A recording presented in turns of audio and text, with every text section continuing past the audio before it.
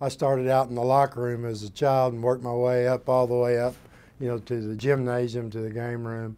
But my first full-time job was a unit director with the Fort Smith Boys Club in 1973. I got into this to try to help one child.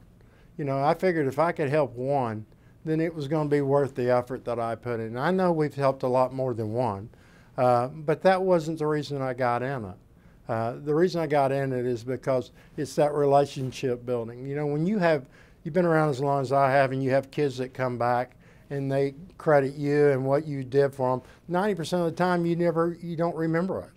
You just don't, it's just something simple. It was a conversation at a water fountain. It was you taking the time to help them with a project or something that's going on. The quality of our staff is excellent. They're better educated, they're better trained than they ever were. The people today are very active, very astute to what the issues that kids are facing today.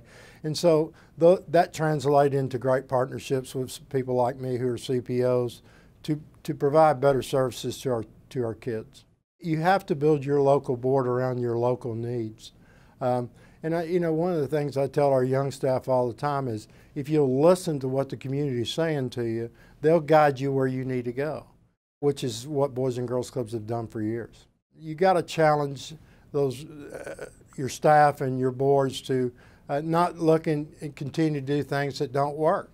So you have to constantly be on the lookout to change. If you put that simple test to the question, is it in the best interest of the kids we serve right here in our local community, the answer will come. You hear a lot of negative about our kids in this country, but I can assure you that we're in great shape. We have great kids out there that are going to lead us for a long time.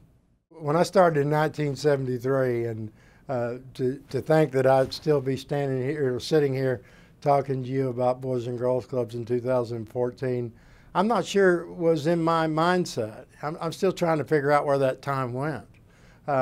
But every day, I ask the good Lord to give me the strength to make a difference in the life of a child.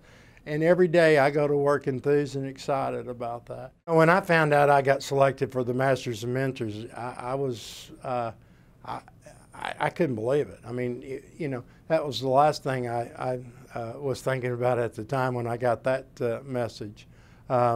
It's a great honor to even be associated with a lot of people who are on that wall now. Just to be in the same breath with a lot of those people is humbling at best.